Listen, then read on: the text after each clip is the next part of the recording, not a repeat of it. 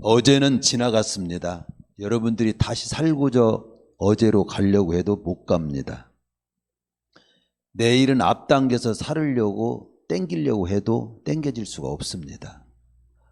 오늘만이 하나님이 허락한 분명한 선물입니다. 그래, 오늘 잘 살아야지요.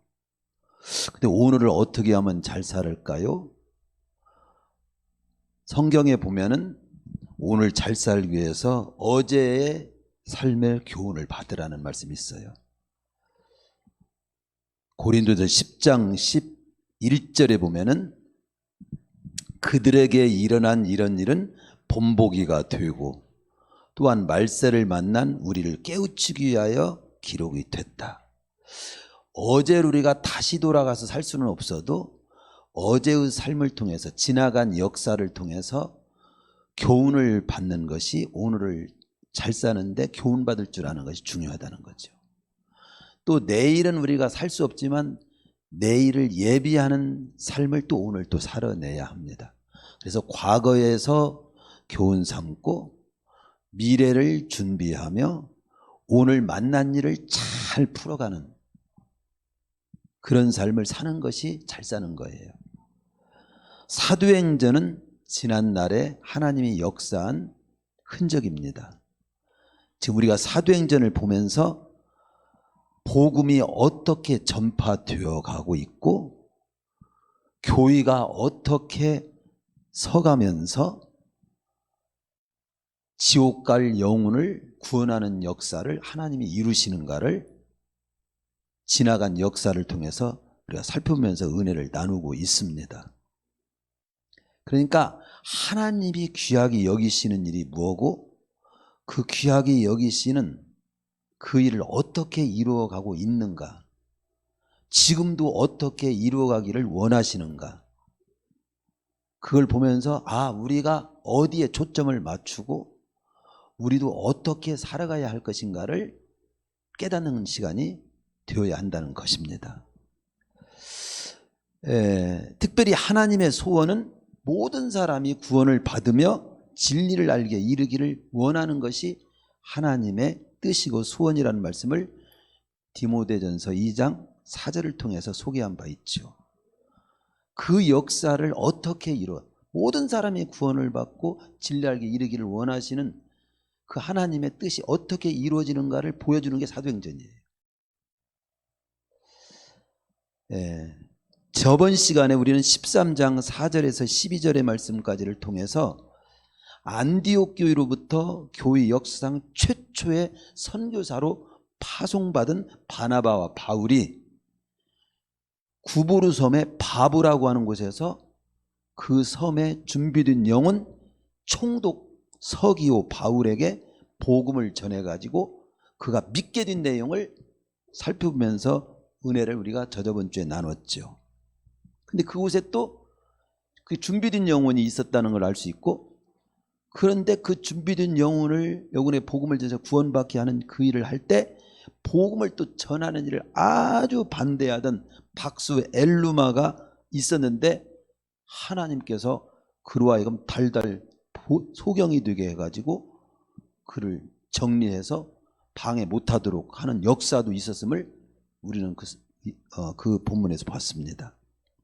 여기에 지난 시간을 잠깐 다시 한번 그렇게 더듬으면서 한마디 다시 한번 짚고 넘어가는 문제는, 지금도 우리 주위에는 하나님이 구원으로 인도하기 위한 준비된 영혼이 있다는 거죠. 있음을 기억하고 성령의 인도가 있을 때는 나를 순종으로 내어드려야 돼요. 우리가 할 수 있는 일은 지극히 적은 일만 하면 되는 거예요. 전도는 어렵게 느껴질 뿐이니 어려운 게 아니에요. 내가 할 수 있는 것만 하면 되는 거야. 나머지 기적을 이루고 믿게 하고 그가 결단을 내리는 건 하나님이 성령님이 하셔요. 그러니까 어렵게 느껴지지만 전도는 사실상 쉬운 거다. 우리는 전도가 아니라 여러분이 인도만 하면 돼. 그냥 말씀의 자리로 한번 가보자, 한번 와보세요, 한번 가봅시다, 한번 들어보세요, 한 번만 한번 가봅시다. 저도 사실은 우리 집은 아무도 믿는 사람이 없어요. 교회에 최고 가까운 집에 살았었거든요. 교회에서 가깝다고 믿는 게 아니에요. 예수 믿는 사람들이 끝없이 지나갔어요. 아무 관심이 없어요. 네? 없었어요. 근데 제가 초등학교 6학년 때 애양단장을 했습니다. 회의를 하고 우리 교회 가서 교회 가서 한번 교회를 놀리고 오자. 돌팔매질하고 가서 막 돌팔매질하고. 왜 그런 짓을 했나 몰라요. 근데 가서 보니까 그리고 제가 신호를 보내면 볼을 갖다 유리창에다 탁 던지고 일시에 도망가자. 아니 왜 미친 짓을 그것도 하나님의 역사인지 모르겠어요. 그래서 전부 이제 갔습니다. 콩밭이 그때 여름이니까 막 콩밭이 이렇게 수북하고 돌담이 있었습니다. 그런데 지금은 그렇게 많이 안 하지만 동화 시간이 있어요. 동화 시간. 재미있는 이야기를 해주는 시간이 있었어요. 가만히 있다 보니 뭔 재미있는 이야기 소리가 들리는 거예요. 나는 얘기 듣기를 좋아하거든요. 그래서 가만히 귀 기울이 내가 신호 올 때까지 너는 가만히 있어. 그리고 이야기를 듣는데 얘기가 자꾸 빨리 들어가는 거예요. 그래가지고 빨리 들어가는 누가 그때 선생님이 그 주일학교 선생님이 따고 나오셔가지고 덜미를 딱 잡고 덜미를 잡은 것이 아니라 왜 여기 있었더니 들어와 하고 거기 돌팔매질도 못하고 거기를 그냥 나도 모르게 들어간 거예요. 하고 얘기 듣고 재밌게 얘기를 들었는데 뭔 얘기인지는 몰라. 지금 기억은 안 납니다. 나오는데 다음 주에도 한번 또 오지 않을려? 나도 모르게 약속할 거야? 이러는 거예요. 나도 모르게 손이 갔어요. 다음 주에 한번 더 와볼래? 그 얘기 때문에 다음 주가 왔습니다. 주일날 왔는데 그때는 종을 쳤어요. 종 소리가 우리 교회에서 가까우니까 잘 들렸죠. 땡 뜨더니 가슴이 뛰는 거예요. 이거 다 약속했는데 약속 안 지켜도 돼. 사실은 어떤 면에서는 약속했다고 지키나 이런 생각했는데 제 어린 마음에 남자가 약속을 했으면 지켜야지. 그 단순한 생각이 또 드는 거야. 그래서 제가 갔습니다. 거기가 교회를 그렇게 해서 제가 인도가 됐어요. 인도가 돼가지고 계속 주일학교 다니고 1년 다니고 중학교 때 교사가 됐어요. 주일학교 교사. 1년 다녔는데 교사를 세웠어. 그 교회도 된다니 용감해. 지금 목사가 돼갖고 우리 집 식구 이제 다 예수 믿게 하고 지금 목사까지 됐잖아요. 그러니까 그냥 다음 주에 한번 와보지 않을려? 이 마디가 저를 오늘 목사까지 되게 하고 오늘 이 자리에도 서서 말씀을 선포하는 자가 되게 한 겁니다. 어쨌든 우리 주위에는 지금도 준비된 영혼이 있음을 기억하고 성령의 감동과 인도가 있을 때는 순종으로 그냥 내어드리세요. 교회 한번 가자고 말하고 싶은 사람 그냥 말을 하세요. 우리 교회 한번 가보지 않을려? 이렇게 한번 해보면 되는 거죠. 성령께서는 앞서 행하셔요. 앞서 행하십니다. 그리고 언제나 이 땅의 삶은 영적인 싸움터예요. 반드시 복음을 반대하고 구원을 가로막는 영적 세력은 언제나 있어요. 근데 그것을 감정적으로 풀어가지 말고 영적으로 잘 지혜롭게 잘 싸워 이겨나가야 돼요. 그래서 디모데후서 그 4장에 보면 바울이 자기 과거를 고백하면서 이런 말 표현을 하잖아요. 내가 선한 싸움을 다 싸워. 악하게 풀어가지 않고 선하게 모든 반대 세력 어려움을 잘 풀어왔다 이런 뜻이에요. 우리는 선하게 인생의 싸움터에서 선하게 풀어가야 할 사람들인 겁니다. 그럼 복음을 반대하고 구원을 가로막는 영적 세력이 있습니다. 그렇지만 영적 그런 세력이 있지만 하나님께서 도와주셔요. 엘루마를 갖다가 소경이 되게 했잖아요.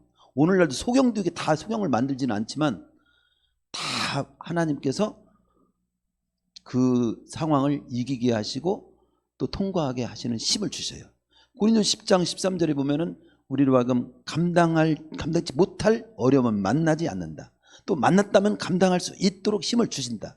감당치 못할 때는 피할 길도 주신다. 염려하지 마라. 세상에서 환난을 당하나 담대하라. 내가 세상을 이겨놨다. 너희들은 지금 싸움하고 있지만 이미 이겨놓은 싸움을 싸워가는 거야. 확신을 갖고 살아. 요한복음 그 6장 33절에도 그렇게 말씀하잖아요.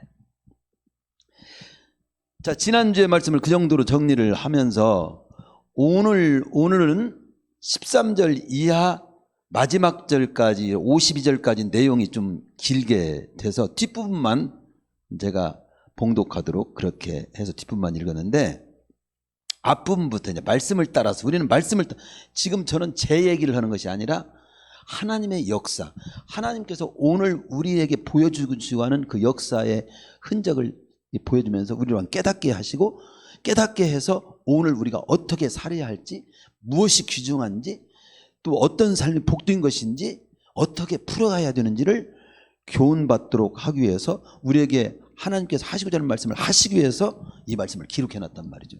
그러니까 그 말씀을 따라서 가야지. 한번 따라서 가봅시다.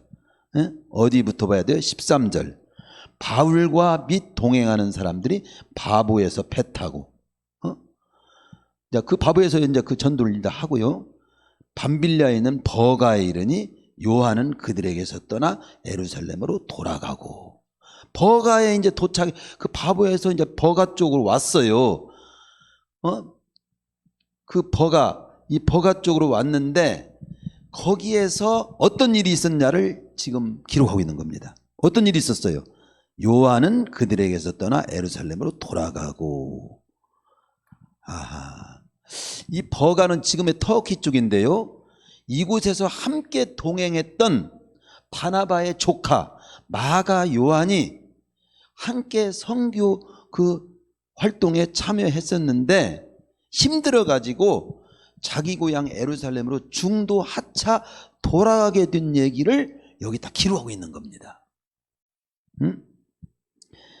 비시디아 안디옥에 이르는 길은 온갖 어려움이 도사리고 있는 여행길이었다고 해요. 이 일이 훗날 15장 30절 38절에 보면요, 훗날 2차 전도행 때 이 요한을 다시금 데리고 가자라고 하는 그런 기회가 왔었어요. 그런데 바울은 그때 펄쩍 뜁니다. 그 이유가 뭐냐면 15장 36절 38절에 보면 이렇게 앞당겨서 보면, 함께 그때 끝까지 가지 않은 이런 놈은 다시는 데려가면 안 된다. 그러면서 바울은 단호하게 거절을 해요.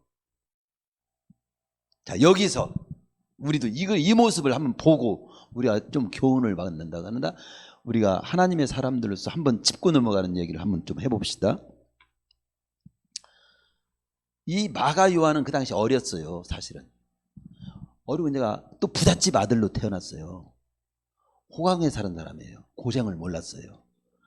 어려운 선교 여행에 동참하다가 힘드니까 나 집에 가겠다고 간 거야. 이 모습을 지금 성경은 기록해주고 있다 이 말입니다. 성경을 기록해줬다는 것은 뭐예요? 이걸 한번 잘 봐라.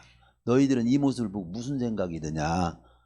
한마디 이런 그 물음표로 한번 이 말씀을 한번 생각해 봅시다. 우리가 어떤 일을 하는 입장에서 보편적으로 보면 뭔가를 일을 하잖아요. 그러면요, 가장 보기 좋은 모습은 시종일관 하는 충성된 모습이에요. 시종일관 하는 충성된 모습은 가장 보기 좋은 모습입니다. 그런데 마가는 지금 시종일관 하지 못했잖아요. 그렇죠? 일단은 시종일관, 나는 어떤 일을 내가 시작하면 나는 끝을 본다. 그것이 하나님의 귀한 일이고, 또 마땅히 할 일이라면 나는 좀 힘들다고 포기하거나 그렇게 풀어가지는 않겠습니다. 저는 시종일관 충성스러운 모습으로 끝까지 마치는 그렇게 삶을 살고 싶다. 그러니 하나님, 그런 일을 만나거든 저는 그렇게 시종일관에서 끝까지 충성하는 모습으로 저를 인도해 주십시오. 이런 기도를 하시기 바랍니다. 아울러서 그 입장만 있는 것이 아니라 일을 이제 시키는 입장, 일을 시키는 입장에서는 이 바울같이 그렇게 한 번 실수했으니까 단호하게 더 이상 볼 필요 없어. 싹스 가지고 노래 막 이러면서 풀어갈 수도 있겠지만, 바나바는 그를 품습니다. 그래서 일을 시키는 입장에서는 연약한 자의 부족함을 품어주고 인물을 또 키우면서 할 수 있는 가슴도 가져야 돼요. 우리 교회가 그런 가슴이 필요해요. 처음부터 성도가 됐다고 그가 다 새 사람이 되고 말하는 말투라든가 행동까지 다 온전하고 마음에 쏙쏙 듭니까?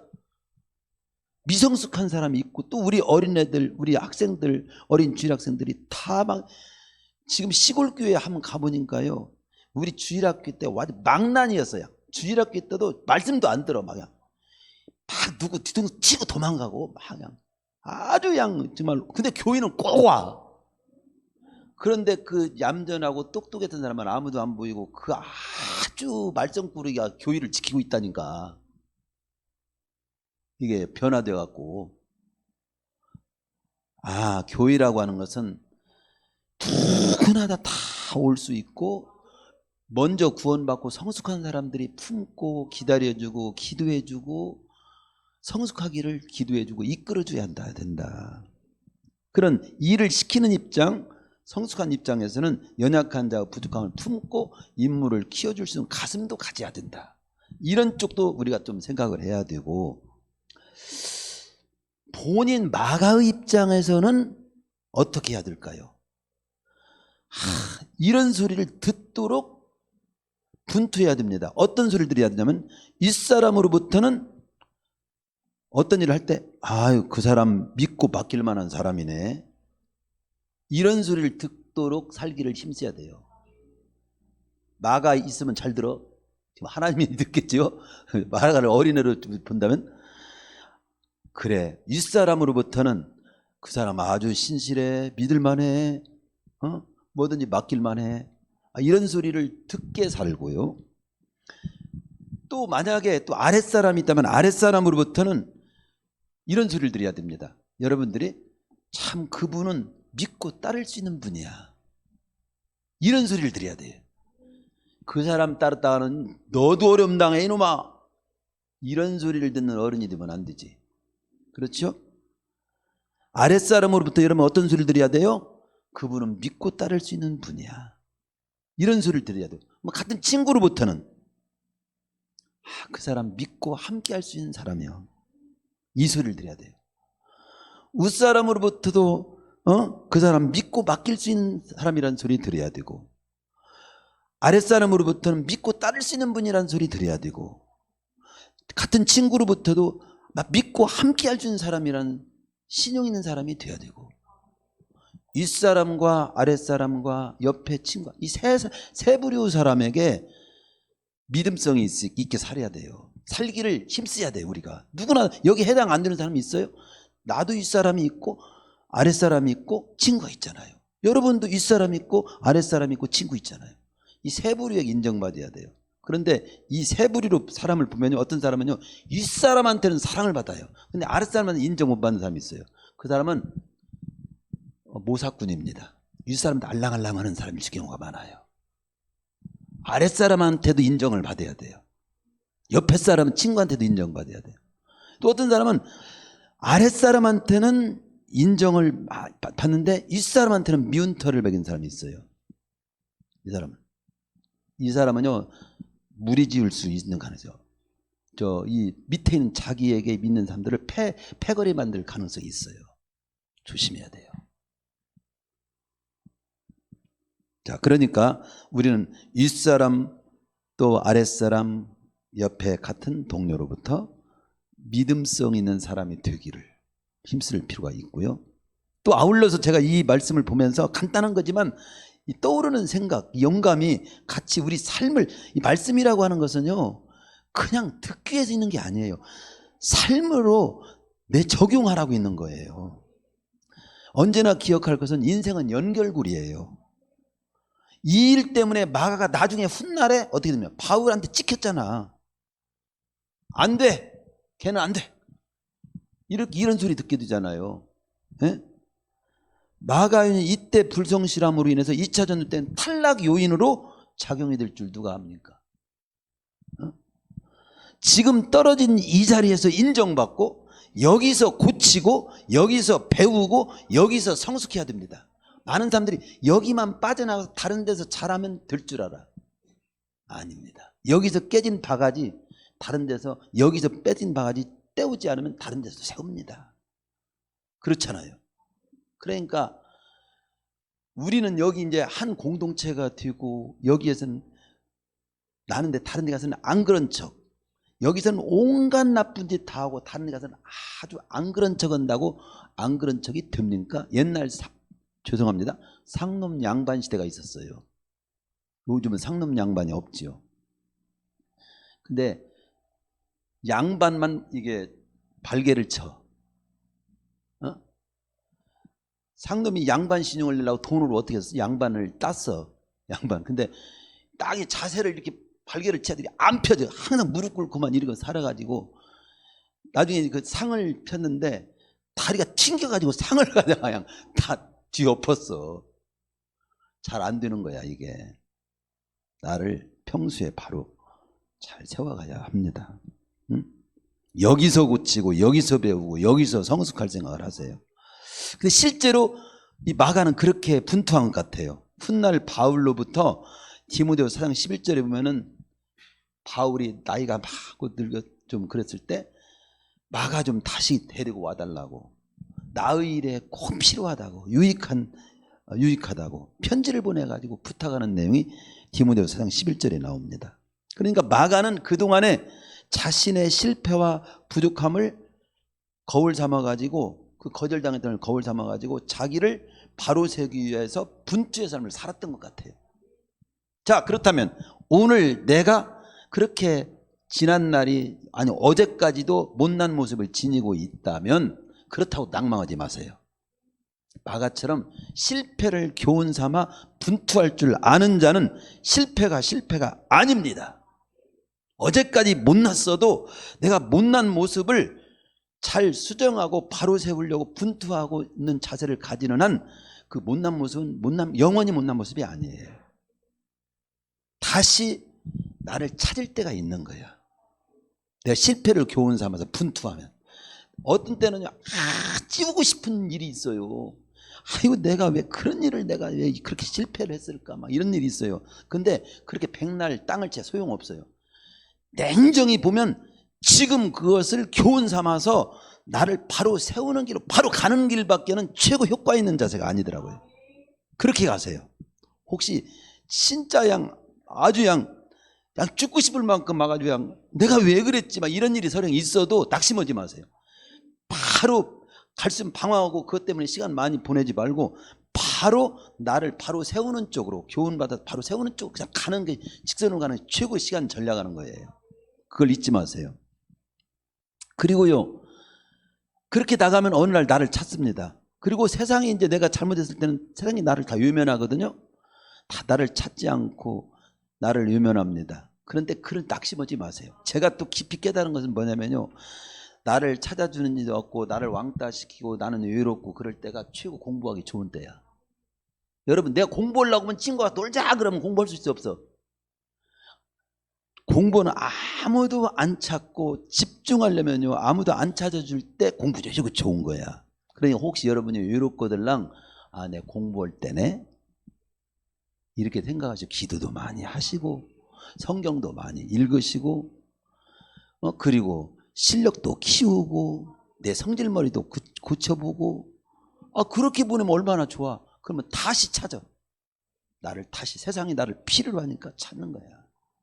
예. 그런 생각을 해봅니다. 그 다음 14절로 넘어가 봅시다. 어떻게 13절로 은혜가 많이 됐습니까?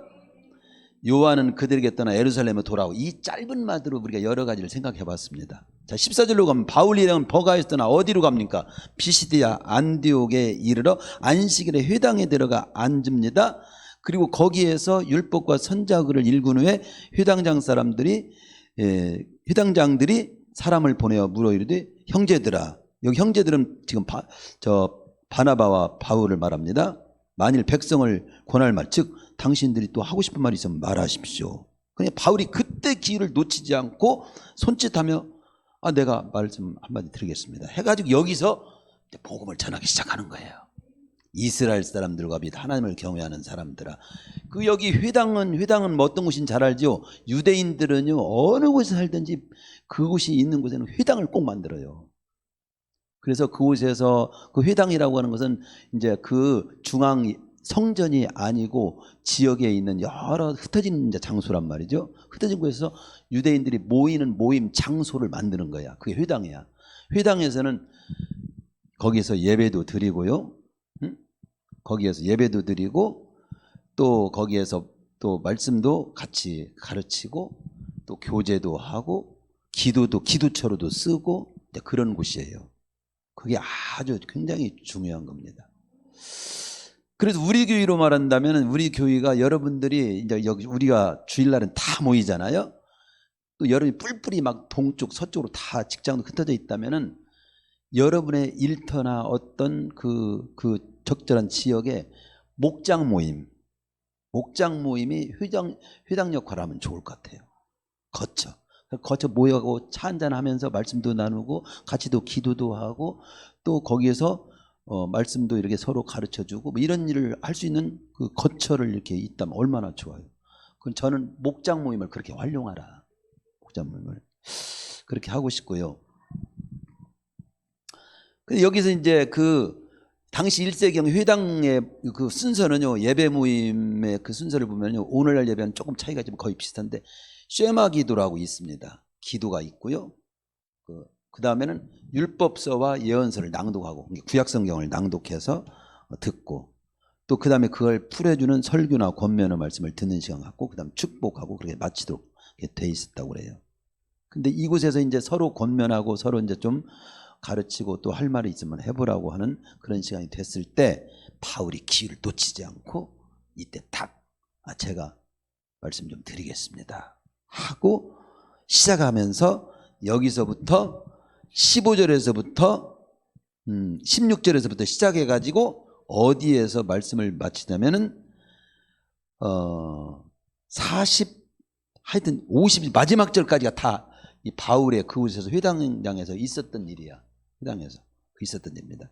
그런데 여러분이 지금 읽지를 못했잖아요. 다 못 읽었죠. 근데 제가 간략하게 여기 긴 내용을 핵심적인 본질 내용을 어떤 내용을 말했는지 설교 내용을 제가 간략히 그 요지를 갖다가 말씀드릴게요. 그 요지를 파악하는 게 굉장히 중요해요. 읽었어도 그 요지를 잘 모르면 모릅니다. 이게 자 우선 처음 시작해 보면 이렇게 나옵니다. 17절 이 이스라엘 백성과 하나님이 우리 조상들을 택하여 이 사람들아 들어보십시오 하면서 조상들을 택하시고 애굽 땅에서 나그네 된 그 백성을 높여 큰 권능으로 인도하여 내사. 이게 무슨 내용입니까? 즉 뭐냐면은 17절에 바울은 하나님이 우리 조상들을 택하셨다. 우리 민족 이스라엘 민족을 하나님이 택했다는 거예요. 그래서 택해가지고 이스라엘 후손을 통해서 구세주가 오셨다고 하는 것을 증거를 지금 하고 있는 거예요. 처음에 누구를 택했어요? 이스라엘 민족이 형성되기 전에 처음에 택한 사람이 아브라함입니다. 창세기 12장에서 아브라함을 택하잖아요. 그 아브라함을 통해 이삭이 나옵니다. 이삭을 통해서 야곱이 나옵니다. 야곱을 통해서 12아들이 나옵니다. 12아들이 이스라엘 민족이 됩니다. 12아들 중에 요셉이 애굽에 종으로 팔려갔잖아요. 그리고 그 종으로 팔린 요셉이 거기 총리가 되잖아요.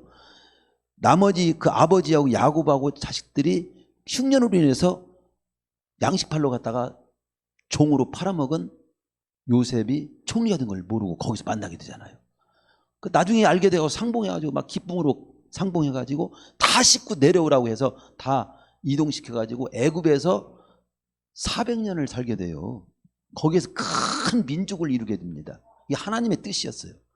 민족을 이루어가지고 모세를 통해서 그 애굽에서 가나안 땅으로 인도되는 역사가 이스라엘의 역사예요. 가나안 땅으로 인도되는 역사. 바로 그런 이야기를 지금 하고 있는 겁니다. 아브람, 이삭, 야곱을 부르시고 이들이 애굽에서 약 450여 년간 지내면서 한 민족을 이루게 하시고 이곳에서 나와가지고 광야 40년을 거쳐서 가나안 땅에 들어와서 가나안 7족을 멸하고 그 땅에서 살게 하시면서 사무엘 때까지 여호수아와 사사 시대를 거쳐 왕정 시대를 들어서 사울왕을 세웠다가 패하시고 다윗왕을 세워가지고 내 뜻을 다 이루리라 하신 대로 이 다윗의 혈통을 통해서 우리 구주 예수님이 오셨다고 증언한 것이 바로 16절서부터 17절부터 바로 22절까지입니다. 22절에 보면 패하시고 다윗을 왕으로 세우시고 증언하여 이르시되 내가 이새의 아들 다윗을 만나니 내 마음에 맞는 사람 내 뜻을 다 이루리라 하시더니 그 내 뜻이 뭐냐면 바로 하나님의 뜻, 하나님의 뜻을 다 이루리라. 누구를 통해서? 다윗을 통해서 하나님의 뜻을 이루겠다. 다윗의 후손을 통해서 하나님의 뜻을 이루겠다. 그 뜻을 추구하면은 곧 메시아가 다윗의 후손을 통해서 오신다는 뜻을 이루셨다는 것입니다. 그러니까 이 다윗의 혈통을 통해서 우리 구주 예수님이 오셨다고 하는 사실을 지금 우리 민족을 하나님이 택한, 이스라엘 민족을 택한 이유를 설명하면서 우리 민족을 왜 택했냐? 우리 민족을 통해서 구세주가 오시게 하기 위해서 우리 민족을 택한 거라고 하는 얘기를 하는 겁니다. 많은 사람들이 이렇게 얘기를 합니다. 기독교를 비판하기를, 기독교는 서양 종교야, 우리는 단군을 섬겨야지 왜 서양 종교를 우리가 섬겨, 이런 어르신들이 그런 말씀을 할 때가, 제가 뭐 전도를 한다거나 어르신을 만나면 그런 소리 말씀을 하실 때가 있습니다. 유대인들의 종교를 우리가 왜 섬기냐고, 우리는 우리 종교를 섬겨야지, 주체성이 있지, 이런 소리 합니다. 언뜻 보기에는 똑똑하고 그게 옳은 것 같지만은 뭘 몰라도 한참 모르는 겁니다. 우리는 단군을 섬겨야 한다니 그렇게 운운하는데 그게 참 어리석은 거예요. 하나님은 이스라엘을 택한 것이 이스라엘만의 하나님이 되기 위해 택한 것이 아니에요. 그들만의 하나님이 되시려 함이 아니라 온 세상에 하나님을 나타내는 민족으로 쓰시려고 도구로 택한 거예요. 이스라엘 민족만의 하나님이 아니에요. 여호와 하나님이.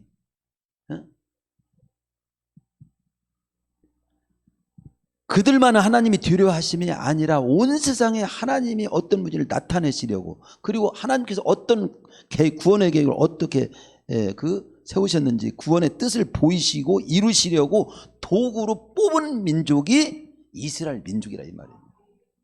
그걸 알아야 됩니다. 그러면서 바로 그렇게 하나님께서 거기 13장에서 바로 하나님이 우리 조상들을 택하신 거다. 우리 민족을 택해서 구세주를 오게 하시려고 우리 민족을 택한 겁니다. 이 얘기를 지금 하는 거고요. 그 다음 24절에서부터 25절까지는요 어떤 내용이냐면요, 요한이 나오잖아요. 요한이 24절은 그가 오시기에 앞서 요한이 먼저 회개의 침례를 이스라엘 모든 백성에 전파했다. 이 말은 뭐냐, 쉽게 풀어드릴게요. 침례 요한이, 예수님 오시기 전에 침례 요한이 먼저 와서 목 놓아 외쳤던 바로 그분이 예수님입니다. 침례 요한이 그렇게, 요한이 그러죠. 요한이 거기 요한복음 1장 29절에 보면 그러죠. 예수님이 지나갈 때 이렇게 말씀합니다. 보라, 세상 죄를 지고 가는 하나님의 어린 양이십니다. 하나님의 어린 양이라고. 침례 요한은요 평생 사명이 뭐냐면은, 내 뒤에 오시는 분이 메시아인데 나는 메시아가 아니고 내 뒤에 오시는 분이 메시아가 오시는데 그분이 바로 예수님이 메시아라고 하는 사실을 선포하는 것이 바로 침례 요한의 사명입니다. 그래서 24절에 25절은 침례 요한이 목 놓아 그렇게 외쳤던 바로 그분이 우리를 구원하기 위해서 오신 구주 예수님, 바로 그분입니다. 27절에서 29절은 또 어떤 내용이 나옵니까? 27절에 보면 예루살렘에 사는 자들과 그 관리들이 예수와 및 안식을 받아 오는 바 선지자의 말을 알지 못하고 예수를 정죄해 선지자들의 말을 응하게 하였다. 즉 뭐냐면요, 거기 죽일 줄을 하나도 찾지 못하고 막 빌라도에게 죽이고 빌라도를 통해서 죽이게 하고 막 이런 거 내용이 나오는데, 딱 줄여서 표현하면 이겁니다. 유대인 관원들이 예수님을 십자가에 못 박아 죽인 그들이, 그 관원들이, 그 유대인들이 그 당시 우리 그 유대 관원들이 십자가에 못 박아 죽인 바로 그분이 바로 우리가 그토록 기다리던 메시아 예수님이십니다. 아까는 침례 요한이 목 놓아 외쳤던 바로 그분이 우리가 믿고 구원받을 바로 예수님 맞고요.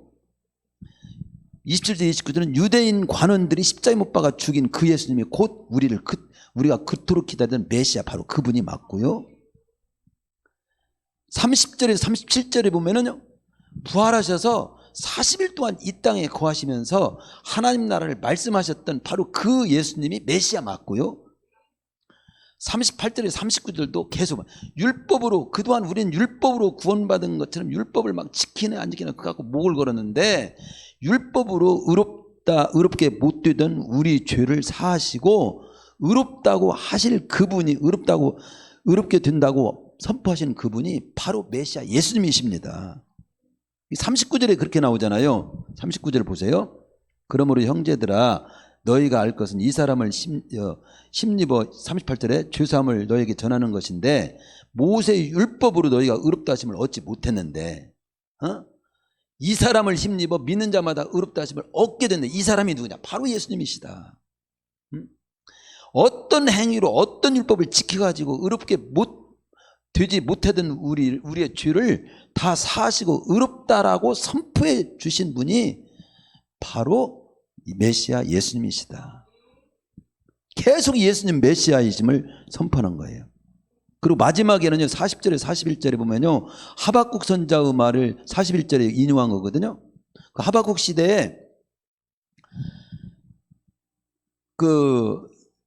거기 보면은 모세의 율법으로 너희가 의롭다 하심을 얻지 못하던 모든 일에도 이 사람을 심입어 믿는 자마다 의롭다 하심을 얻었다. 이게 39절 말씀이고요. 그 마지막 그 40절 41절은 어떤 말씀이냐면 하박국 1장 5절의 말씀을 보라 하는 말씀이 하박국 말씀입니다. 하박국 1장 5절의 말씀을 인용해 가지고 설교를 마무리하는데요. 그 당시 그런 겁니다. 그 당시 멸시하고 무시해 가지고 도무지 못할 일을 말하네 하면서 안 믿었던 사람들, 그들이 다 멸망했다. 근데 오늘날도 똑같이 복음을 전할 때 도무지 믿지 못할 일이라고 하면서 예수님을 멸시하고 외면하는 자는 결국은 다 망합니다. 그러므로 예수님을 안 믿으면 망합니다. 꼭 믿어야 합니다. 하박국 시대에도 도무지 믿지 못할 얘기들을 하네 하면서 무시하고, 자기가 머리에 이해가 안 되면 무시하고 안 받아들이고 하나님을 등졌던 사람들은 다 망했듯이 오늘날도 예수님의 십자가에 죽으신 사건이라든가 부활 사건이라든가 이런 것들을 도무지 못 믿겠어 하면서 등 돌리면 다 망합니다. 그러니까 예수님을 믿어야 합니다. 이런 내용이거든요. 그러니까 이 설교에 보면 그동안의 사도행전을 통해서 스데반의 설교가 있었고요, 7장에서. 그리고 베드로 설교가 10장이 있었고요, 오늘 바울의 설교예요, 이게. 근데 특징을 제가 말씀을 좀 드리면, 스데반은 어떤 설교를 했냐면요, 구약의 역사를 쭉 출애굽기로부터 이렇게 쭉 들어가지고 예수님까지 쭉 하면서 예수님만이 역사를 쭉 살펴볼 때 예수님만이 참 구주가 되십니다, 이렇게 설교한 것이 스데반이에요. 베드로 설교는 누가 죽었다가 살아난 사람이 있습니까? 십자가에 못 박혀 죽으신 사건은 우리 죄를 담당한 사건이고, 그걸 증명한 사건이 부활 사건입니다. 우리는 죄 때문에 죽음이 왔잖아요. 죄가 해결되니까 부활이 오는 건 당연한 거죠. 근데 부활의 첫 열매가 되신 분이 우리 주님이시고, 바로 여기에 죄 문제를 해결해 준 메시아가 바로 우리 주님이신 것입니다. 그래서 부활을 증거해 가지고 예수님 메시아됨을 증거한 설교는 베드로가 했어요. 근데 바울은 그럼 어떤 설교냐? 인간은 착한 일을 하고 뭐 율법을 지키고 막 뭐를 해가지고 이렇게 구원되려고 됐습니까? 구원 안 돼요. 그리고 안 됩니다. 이미 하나님도 안 된다는 말씀하셨어요. 그래서 메시아 예수님을 이 땅에 보내신 겁니다. 그래서 예수님을 통해서만 의롭게 되고 구원받을 수 있습니다. 천하인간의 구원 얻을 만한 이름을 예수님이 주신 일이 없어요. 예수님 외에는. 그 설교를 한 게 사도 바울이에요. 그러면 설교 후에 결과가 42절에서부터 마지막 이제 뒷부분인데요, 이 설교를 듣고 어떤 반응이 나타났을까요? 44절 읽어봅시다. 그 다음 안식일에는 온 시민이 거의 다 하나님 말씀을 듣고자 모였다. 굉장히 말씀을 듣고자 모이는 사람이 있어요. 근데 그 중에 유대인들이 그 무리를 보고 시기가 가득해가지고 사람들이 막 다 몰려드니까 바울이 말한 것을 반박하고 비방하는 거야. 비방하는 사람이 있어. 말씀을 막 사모함에 듣고자 더 오는 사람이 있었고, 시기가 가득해가지고 바울이 말한 복음을 선포하는 그 내용을 예수님이 구주 맞다고, 메시아가 맞다고 하는 사실을 선포했을 때 그걸 반박하고 비방하는 유대인들이 이제 있었다, 이 말입니다. 자, 여기서 한 가지. 여러분, 하나님의 말씀을 반박하고 싶을 때가 많을 거예요. 근데 반박하지 말고 그 부분에 대해서 의문점이 생기들랑 도마처럼 건강한 의문점을 가지세요. 아, 그건 궁금하다. 알고 싶다. 알고 싶어서 묻는 건 좋은 거예요. 그런데 그걸 갖다가 안 믿기 위해서, 씹기 위해서, 외면하기 위해서, 비방하기 위해서, 따지기 위해서 그 마음 자체가, 그런 것은 아주 안 좋은 겁니다. 바울의 말한 것을 반박하고 비방하게 됐다고. 세상에서 가장 나쁜 감정은 질투 감정이라고 했어요. 가장 어리석은 일은 남의 결점만 찾아내는 거라고 했어요. 프랭클린이라는 분의 시에 그게 나옵니다. 세상에서 가장 나쁜 감정은 질투의 감정이요, 가장 어리석은 일은 남의 결점만 찾아내는 거다. 대표적인 사람이 성경의 사울왕입니다. 사울은 평생 동안 다윗 한 사람만을 상대해 가지고 시기하고 질투하면서 그를 죽이려고 하는 일에 평생 보낸 왕이 사울왕이에요. 사울왕 같은 인생이 안 되려거든 질투의 감정이 우리는 없을 수는 없을지 모르지만 질투의 감정에 여러분이 사로잡히지 마세요. 질투의 감정. 반면 다윗은 항상 하나님만을 상대했어요. 하나님만을 상대하면서 살았습니다. 하나님이 인정하시면 기뻐했고, 하나님이 자신을 외면할 것 같으면 그걸 가장 두렵게 생각했고, 그러면서 부르짖었고. 그러니까 내 인생이 시시한 사람을 상대하며 가슴앓이 하다가 인생 다 낭비하는 인생이 되지 말게 하시고, 하나님을 상대하고 사셔서 후회 없는 인생 여정이 될 수 있기를 축원합니다. 하나님을 상대하며 만 가지 역경을 풀어간 다윗의 생애를 역대상 29장 28절 결론에서 이렇게 말합니다. 하나님을 상대하고 살아간 다윗의 끝은 이렇다. 그가 나이 많아 늙도록 부하고 존귀를 누리다가 죽었다. 그렇게 되시기를 축원합니다. 한마디로 승리와 축복의 인생을 살았다는 것입니다. 그래서 시기 질투하는데 소진하지 말고 하나님을 바라보며 나의 길을 가는데 집중하자.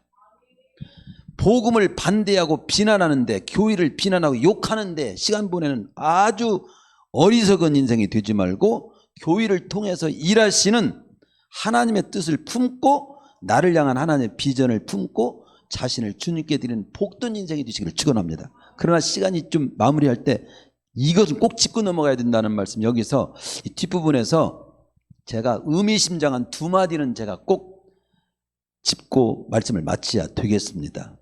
거기 보면요, 이런 표현이 있어요. 반박하고 비방하잖아요. 근데 바울과 46절에 보면 바울과 바나바가 담대히 말하 이르되 하나님의 말씀을 마땅히 먼저 너에게 이게 전할 것이라고 생각해서 전했는데 너희는 그걸 버렸네. 그 버리는 그들을 보고 뭐라고 표현하냐면 영생을 얻기에 합당하지 않은 자로, 스스로 그 길을 택하는 너희들을 보고 우리는 더 이상 이제 우리는 너희들에게 말씀을 못 전하고 이방인으로 가야 되겠다, 이런 말을 지금 40절 하는 겁니다. 영생을 얻기에 합당하지 않은 자라는 표현이 있습니다. 자, 여러분 눈을 뜨고 잘 저를 보세요. 여러분은 영생을 얻기에 합당하지 않은 자라는 소리를 들으면 최고의 저주야. 그게 영생을 얻기에 합당하지 않은 자가 되면 안 돼요. 영생을 얻기에 합당한 자가 되는 것이 최고의 축복이야. 영생을 얻기에. 여기에 영생을 얻기에 합당하지 않은 자라고 하는 표현을 제가 설명해 드리려고 주부에다 써놨어. 그게 중요하기 때문에. 자, 거기 보세요. 주부에다 목회자 한마디, 주부를 보세요. 영생을 얻기에 합당, 이 말씀을 제가 보고 말씀 준비하다가 쓴 거예요. 제가 영생을 얻기에 합당하지 않은 자는 어떤 자일까요?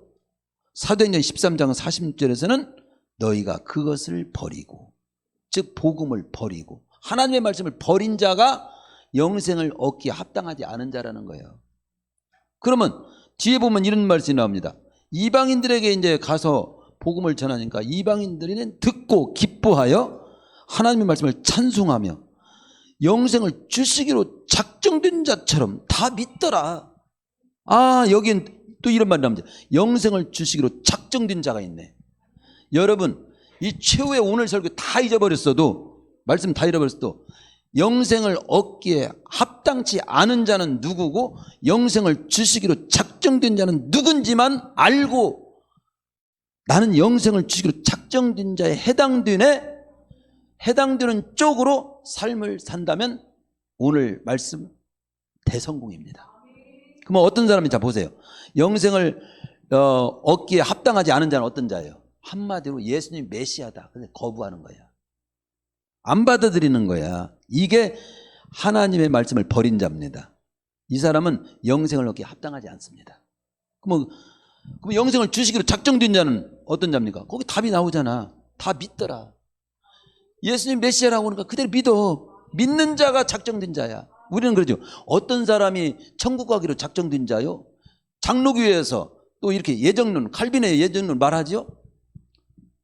구원받을 사람 따로 작정돼 있다고. 그러나 우리가 인간은 구원될 사람을 작정된 사람이 누구고? 그러면 그래서 거기서 이런 얘기 나옵니다. 에이, 전도할 필요 없어. 작정된 사람 믿고 안 작정된 사람 안 믿을 건데 모두 전도해. 뭔 소용이요? 하나님이 이미 구원받을 사람 다 작정됐다는데. 이렇게 해서 전도할 마음이 툭 떨어지잖아요. 인간이 하는 소리가 아니에요. 예정됐다, 누구는 작정됐다, 누구는 구원받게 됐다. 이건 하나님의 어쩌면 정말 예정론을 그렇게 우리가 믿는다면 그 소관 하나님의 소관은 아니에요. 우리는 어떻게 하냐? 우리로서는 내가 이 사람은 자 여기 볼 때 현우는 구원받기로 작정된 자다. 제가 말할 수 있어요? 저 은호는 구원받기 합당하지 않다. 이렇게 말할 수 있어요? 말할 수 없어요. 말할 수 없어요.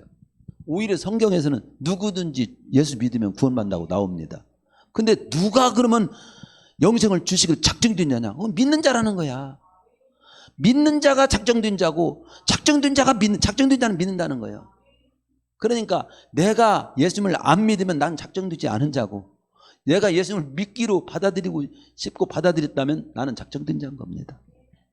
그렇다면 우리는 어떻게 살아야 됩니까? 복음을 기쁘게 받아들이고 예수님을 구주로 믿는 자가 돼서 영생을 얻기에 합당한 자, 영생을 얻기로 작정된 자에 해당된 축복된 인물이 되시기를 축원합니다. 단순하게 나는 예수님을 나는 내 일은 그렇다면 나 믿는 쪽으로 난 갈 겁니다. 그래도 되고 나는 믿고 싶어요. 그래서 믿어도 좋고 어쨌든 예수님을 구주로 믿는 자가 영생을 주시기로 작정된 자입니다. 영생을 얻기에 합당한 자입니다. 여러분은 오늘 예수님을 믿고 싶습니까? 그래서 믿습니까? 그래도 구원받고 나는 오늘 말씀 듣고 보니까 믿는 자가 작정된 자는 아니 내 믿어야겠어. 그래서 믿어도 그 사람은 구원받습니다. 어쨌든 예수님을 구주로 믿는 자가 영생을 얻기에 합당한 자고 영생을 주시기로 작정된 자라고 하는 사실을 말씀을 통해서 확실하게 말씀을 드립니다. 그럼 이 말씀 누가 책임질 겁니까? 이 말씀을 기록한 하나님이 책임지지. 이렇게 기록했는데 그렇잖아요. 목사님이 책임지라고 어느 분이 그래. 목사님이 책임지고 구원 못 받으면 그래요. 나도 책임진다. 이 말씀에 내가 책임질게. 근데 이 말씀을 책임지는 분은 하나님이니까 하나님이 거짓말 안 하시고 하나님이 써놓고 내가 만약에 여러분이 믿었는데 구원 없네요. 혹시 그러면 저한테 오세요. 하나님한테 제가 따지겠습니다. 하나님 작정된 자는 믿는 자라고 했습니다. 그럼 믿었습니다. 근데 왜 구원이 없습니까? 하나님이 할 말씀이 없으죠. 말씀에 근거해서 믿는 것은 하나님이 책임집니다. 할렐루야. 찬양하겠습니다.